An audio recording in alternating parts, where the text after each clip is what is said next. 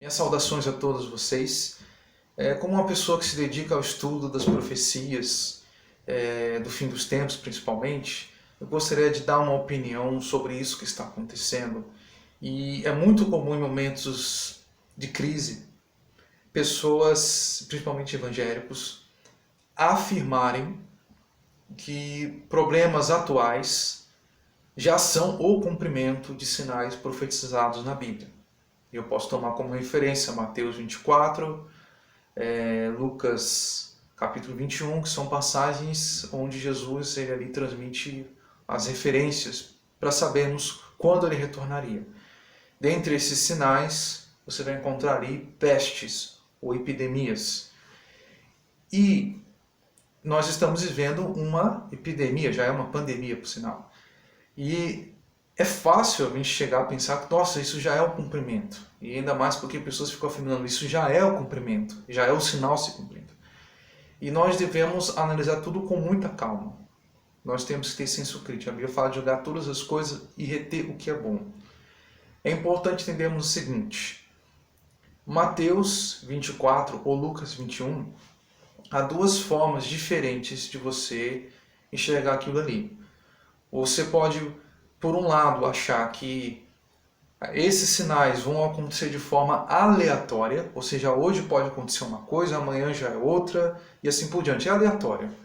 Ou você pode enxergar essas passagens da forma que aparentemente Jesus quis realmente apresentar como sendo acontecimentos dentro de fases, dentro de períodos específicos. Ou seja, vamos supor, a primeira fase tantos acontecimentos que vai ter, são esses daqui. Uma outra fase são estas coisas especificamente que vão acontecer e assim por diante.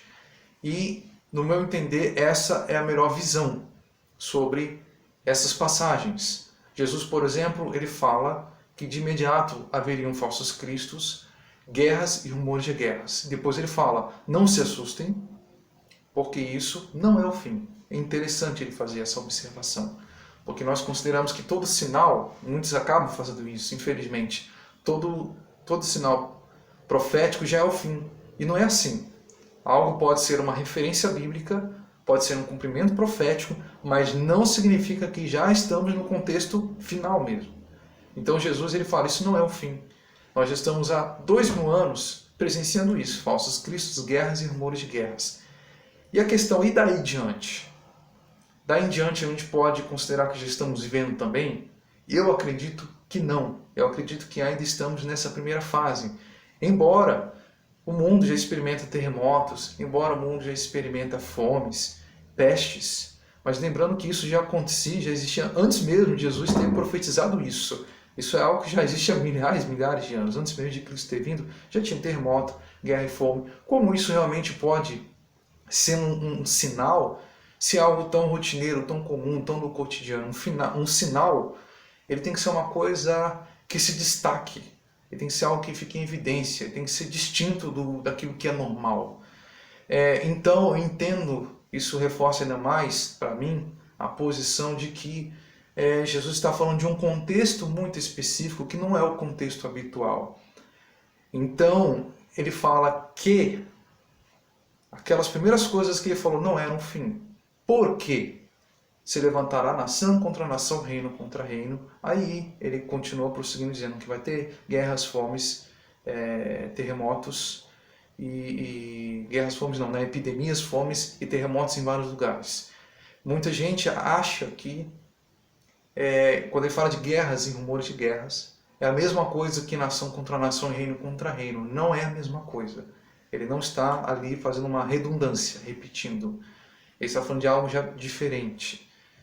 E eu acredito que esse evento, nação contra nação, reino contra reino, nunca foi visto antes. Eu não vejo como a Primeira e a Segunda Guerra Mundial se enquadram nisso, porque até mesmo em grandes eventos de guerra, como a Primeira e a Segunda, se você estudar, você vai ver que teve países que fizeram aliança entre si, alianças militares, para confrontar o bloco rival. Ou seja, ainda havia um entendimento entre os polos ali, dentro desses polos opostos, Ali dentro havia alianças, havia uma diplomacia entre países que se uniam para confrontar o outro bloco. Pelo jeito, o que dá a entender é que Jesus está falando de uma situação tal que haverá um desentendimento total, uma falta de diplomacia total entre os países. Essa impressão, pelo menos, que eu tenho. Posso estar enganado, mas a impressão que fica é que vai ser uma quebra total de diplomacia, uma falta de entendimento total. É como se fosse o cada um por si. Imagine pessoas cada um por si, sem ninguém ajudar o outro, se entender com o outro, ou seja, vamos nos unir de forma conveniente. Não. Para mim é uma fragmentação total disso. Então, para mim é um contexto novo, diferente, inédito, nunca vimos isso. Eu acredito que esse evento é o evento inaugural para essa próxima fase que ele fala que é o princípio das dores. E é nessa fase, nessa próxima fase, que está mencionado as pestes, as epidemias. Ou seja, ele não está falando de qualquer doença, qualquer epidemia. Ele está falando de epidemias dentro de uma fase diferente, dentro de um período específico. E isso é futuro ainda. Mas quanto tempo falta para isso? Eu não sei. Quando eu falo que algo ainda é futuro, eu não estou dizendo que falta 10 mil anos ou 1000 anos para isso. Pode acontecer, pode começar ainda esse ano, ou não. Mas eu entendo então que nós estamos dentro da primeira fase ainda, certo? Agora, embora nós vemos acontecimentos similares, como terremotos, fomes e doenças, você não pode já considerá-las como o exato cumprimento desse sermão profético de Jesus. Então não é todo terremoto que é aquele terremoto que ele está falando, não é toda doença que é exatamente aquela doença. Por exemplo, alguns anos atrás, começaram a dar muito foco em eclipses, os eclipses lunares, né? Porque há profecias que falam do Sol escurecendo, a Lua ficando como sangue, como um sinal importantíssimo da vinda do juízo de Deus. Só que muitos interpretaram erradamente e começaram a achar que todo o eclipse que ocorre já é aquele sinal. E não é isso.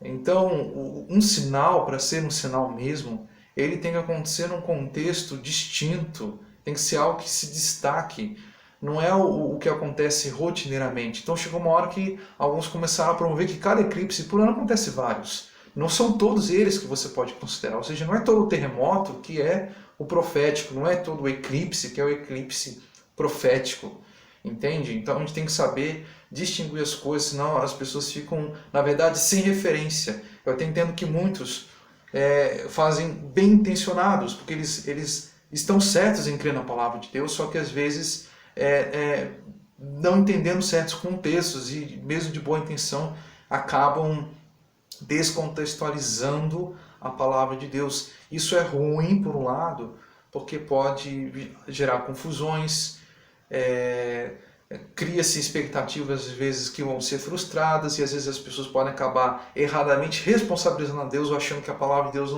não tem validade, não tem autoridade, as profecias ali falharam, e não é que elas falharam, mas é porque pessoas interpretaram errado. Então a gente tem que tomar cuidado, porque senão a gente acaba fazendo um desserviço. Ok? Então nós em todo o tempo devemos compartilhar a palavra de Deus. Em tempos de crise é muito oportuno também chamar pessoas, chamar a atenção delas para se voltar para Deus. Em bons momentos também tem que ser feito isso em todo o tempo, mas nós podemos como igreja defender o Evangelho, promover o Evangelho, chamar pessoas à salvação sem distorcer os contextos das profecias. Pelo contrário, eu entendo que quanto mais respeitarmos os contextos corretos, mais frutos haverá, porque mais vai condizer com a verdade de Deus. Amém? Então é importante fazer isso e procurar também ter muita calma nessa hora. Se Jesus, falando de guerras e rumores de guerras, falou para os seus ouvintes, não se assustem com isso, e guerra é uma coisa tão mais devastador, tão pior do que o contexto do coronavírus, nem tem como comparar essa pandemia com uma situação realmente de guerra. É algo muito inferior isso aí. Mas há crentes que tiveram atitudes muito reprováveis, certo? Que passaram os limites. Eu não estou falando aqui de tomar os cuidados e as cautelas devidas em relação à doença do coronavírus. Eu estou falando realmente do medo que dominou muitos, o desespero mesmo. Dá para você tomar todos os cuidados sem estar motivado por um pânico, sem uma histeria.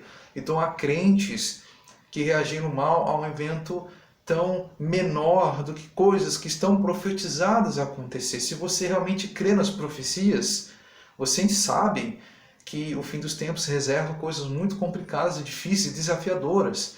E nós devemos estar aptos, estruturados, emocionalmente, espiritualmente, para lidar com tudo isso. Deus, ele dá todo o suporte para a gente, tudo podemos naquele que nos fortalece. Deus é um Deus que nos fortalece realmente. Então, fica essa situação atual como um pequeno teste para ver como nós reagimos diante de problemas no mundo. Há uma forma correta dentro da Bíblia de reação, que é confiando em Deus, certo? Confiando em Deus, estando nós na provisão que o Senhor nos dá, porque nós, sem a graça de Deus, a gente realmente desaba, a gente entra em desespero, a gente vive sem esperança, mas com Ele as coisas são diferentes. Nós temos uma fonte que é algo inesgotável. Deus é uma fonte de força, de equilíbrio, de sabedoria, de discernimento. Então a gente não pode esquecer disso e ignorar isso, ok? Então não estou desfazendo a palavra de Deus. Eu estou, pelo contrário, abordando aqui o contexto que parece ser o mais correto para nós entendermos como o Senhor Deus quer que nós estejamos atentos às coisas, mas de uma forma correta. Amém? Deus abençoe vocês.